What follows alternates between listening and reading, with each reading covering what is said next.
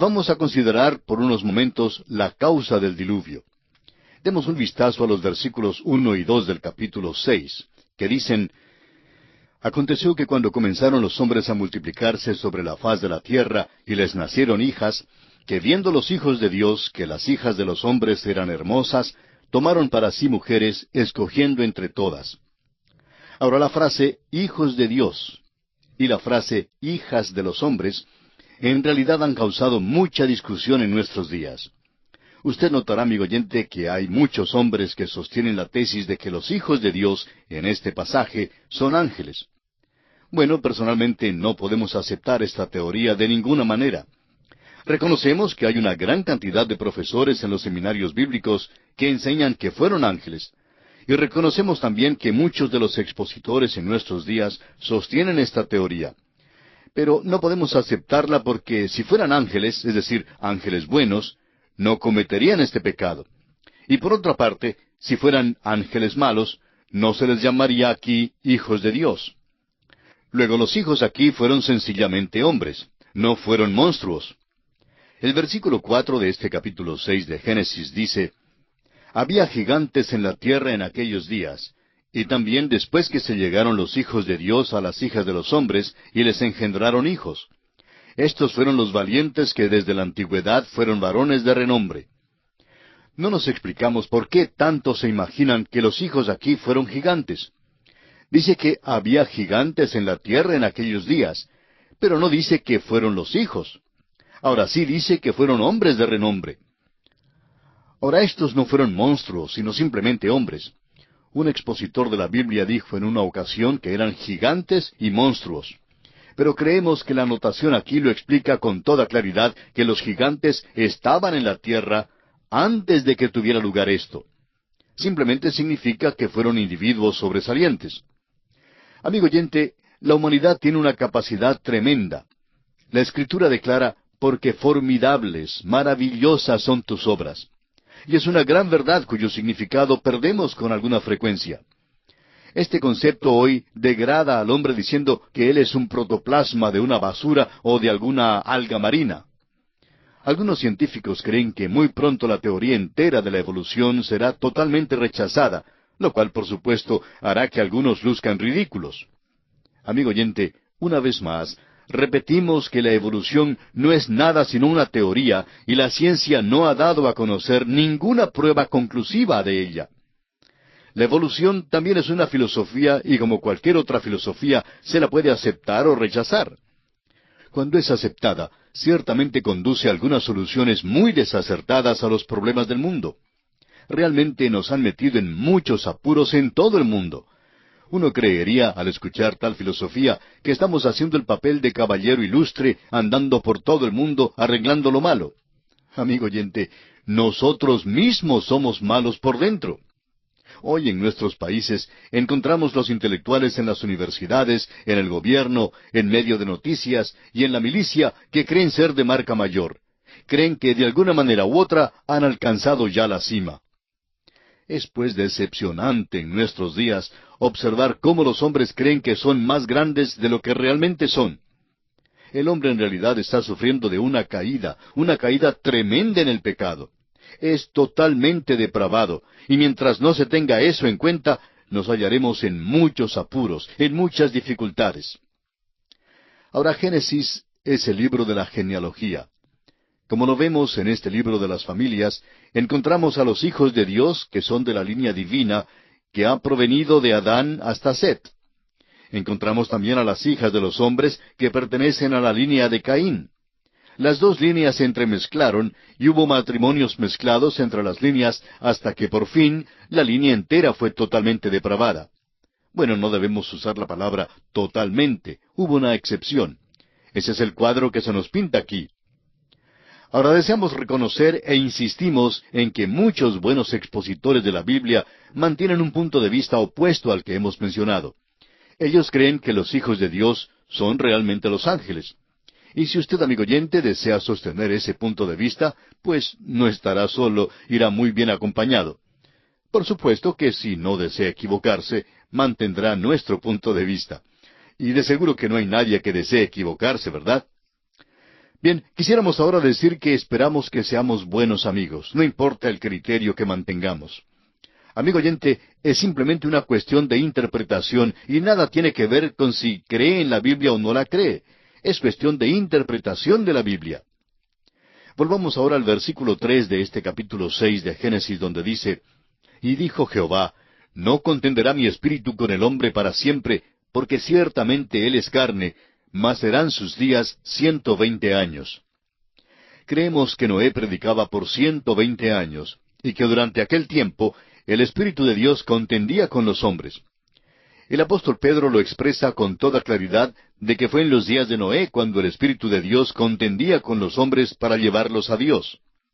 El apóstol Pedro dice en su primera carta, capítulo 3, versículos 18 al 20, Porque también Cristo padeció una sola vez por los pecados, el justo por los injustos, para llevarnos a Dios, siendo la verdad muerto en la carne, pero vivificado en espíritu, en el cual también fue y predicó a los espíritus encarcelados, los que en otro tiempo desobedecieron, cuando una vez esperaba la paciencia de Dios en los días de Noé, mientras se preparaba el arca, en la cual pocas personas, es decir, 8, fueron salvadas por agua.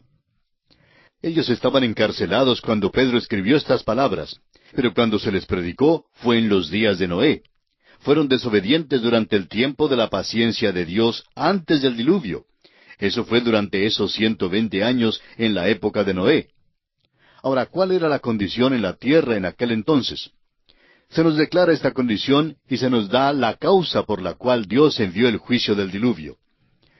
El versículo 5 de Génesis 6 dice, Y vio Jehová que la maldad de los hombres era mucha en la tierra, y que todo designio de los pensamientos del corazón de ellos era de continuo solamente el mal. Hay 4 palabras aquí que deben ser subrayadas. En primer lugar, la palabra mucha, donde dice, la maldad de los hombres era mucha. En segundo lugar, la palabra todo, donde dice, todo designio de los pensamientos del corazón de ellos era de continuo solamente el mal. La tercera y la cuarta palabra son de continuo y solamente. Piénselo bien, amigo oyente. Esa fue la condición que Dios observó en la tierra. Los versículos 6 y 7 de Génesis 6 continúan diciendo, Y se arrepintió Jehová de haber hecho hombre en la tierra, y le dolió en su corazón.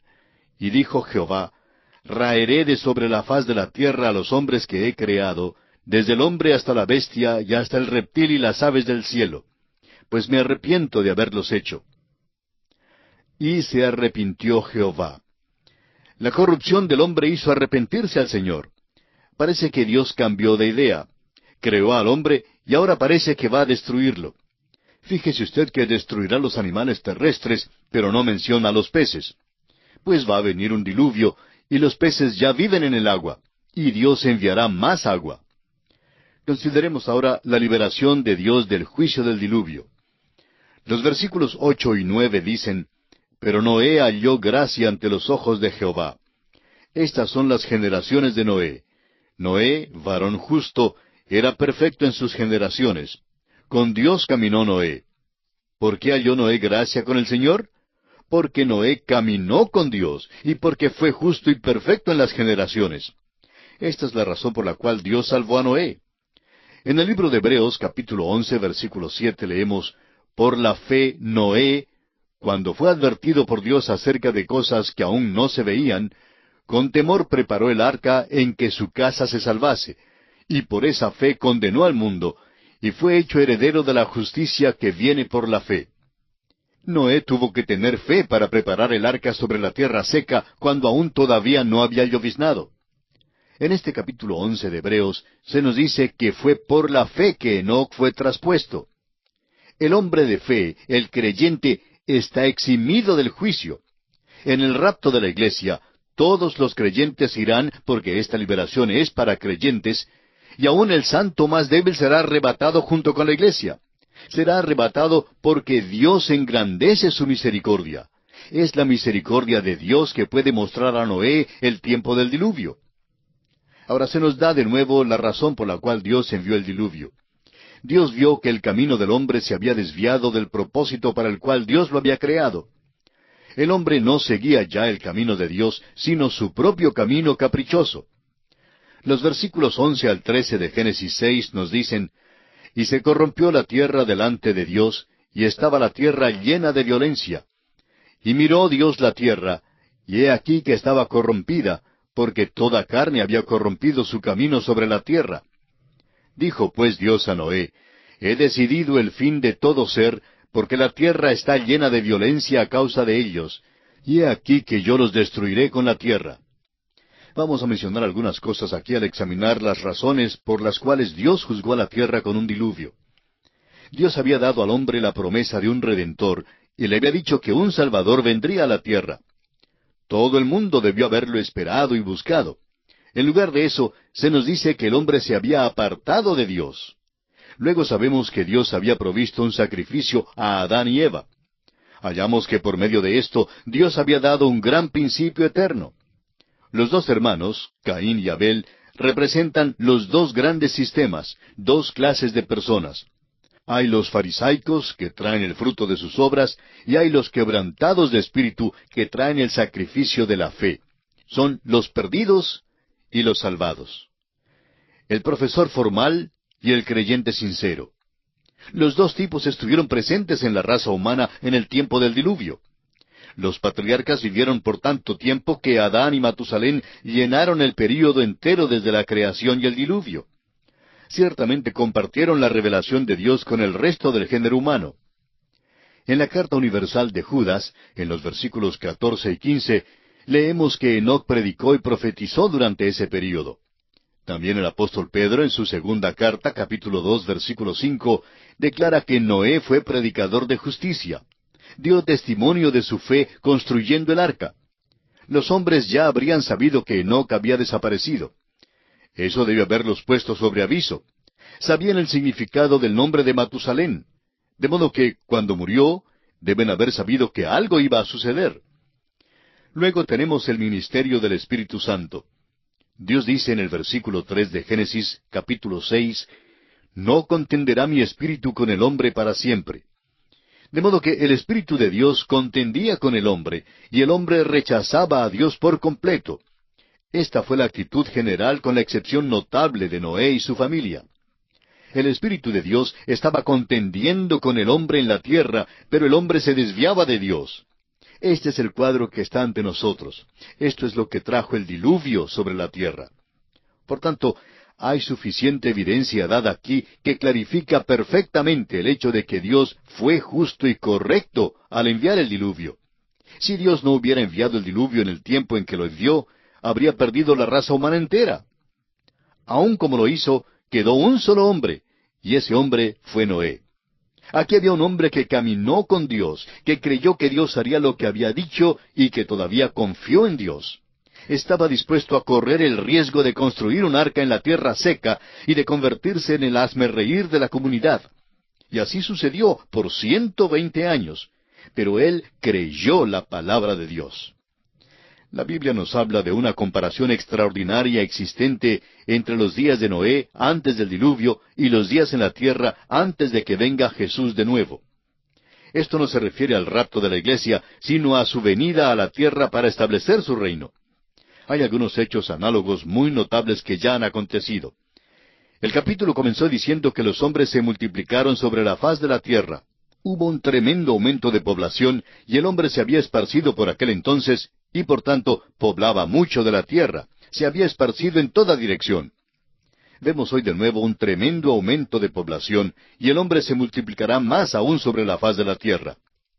Ahora notamos que Dios dijo, «No contenderá mi espíritu con el hombre para siempre». Y se nos dice que en el período de la gran tribulación, el Espíritu Santo ya no refrenará más la maldad. Todavía estará presente para convertir a los hombres, pero no estará refrenando la maldad en la tierra. Las proposiciones de Dios a los hombres serán menospreciadas y rechazadas como fueron en los días antes del diluvio. ¿No es asombroso cómo los hombres hoy en día escuchan a ministros que niegan verdades bíblicas vitales? En cambio, casi no se oye nada del hombre que cree completamente lo que Dios ha revelado. Los creyentes verdaderos han tratado de progresar, han tenido varias convenciones y tratan de regresar a la corriente principal. Pero vivimos en un día en que, si uno desea estar firme por Cristo, notará que no le va a ser posible hablar con frecuencia ante las cámaras de televisión. El camino aceptable hoy es negarlo todo, protestar y marchar. Nuestro mundo experimentará el rapto de la iglesia. Sucederá que un gran número de personas desaparecerán de la tierra. Pero notamos que entonces hubo también juicios. Sin embargo, las personas no hicieron caso de ellos. Dios les había dado amonestaciones y les había dicho que vendría el diluvio. Sin embargo, no prestaron atención a tales amonestaciones. Veamos ahora las instrucciones que fueron dadas a Noé para la construcción del arca. En el versículo 14 de este capítulo 6 de Génesis, Dios dice a Noé: «Hazte un arca de madera de gofer, harás aposentos en el arca, y la calafatearás con brea por dentro y por fuera». Aún al hacer este preparativo, Dios estaba dando a los hombres bastante oportunidad. El gofer es una madera indestructible, y muy semejante a la madera del pino gigantesco. La palabra aposento sugiere la idea de nido. El elefante tendría necesidad de un aposento, pero el topo se contentaría con un poquito de polvo en un rinconcito. Eso es todo lo que necesitaría. Debía pues hacerla impermeable con brea por dentro y por fuera. Ahora leemos en el versículo 15, «Y de esta manera la harás. De 300 codos la longitud del arca, de 50 codos su anchura, y de 30 codos su altura». Lamentablemente, la impresión del arca que tienen muchas personas es la que recibieron al ver unos cuadros de ella, que la hace parecer como un barco o vivienda. Pero creemos que ese es un tipo de farsa ridícula. Es una caricatura realmente del arca en vez de ser un cuadro de ella como realmente fue. En primer lugar, el arca fue una construcción de tamaño adecuado. El codo tiene aproximadamente 42 centímetros de longitud. Se nos dice que tuvo 300 codos de longitud, y por tanto fue una construcción algo grande. Surge la pregunta, ¿cómo es que pudieron construirla segura en aquel tiempo? Amigo oyente, no estamos estudiando a los cavernícolas. Noé fue un hombre muy inteligente. Toda la inteligencia que tiene la raza humana hoy tuvo que provenir de este hombre, Noé, porque fue muy inteligente. No estaba edificando un transatlántico de esos que resisten las olas enormes. Todo lo que hizo fue construir un lugar para la vida, animal y humana, para que se quedara allí por un largo tiempo. Debía permanecer en ella esperando la terminación del diluvio. Por esa razón no necesitó los planos de un transatlántico. Pero este plan daría todo el espacio necesario para el uso que Dios intentaba darle. Ahora notemos que el arca tenía unos 138,5 metros de longitud. Era un arca larga, pero lo interesante es la dimensión relativa del arca. Un acorazado de los Estados Unidos, el Nuevo México, tenía 192 metros de longitud, 32 3/4 metros de anchura y un calado máximo de 9 metros. Al comparar estas cifras con las del arca,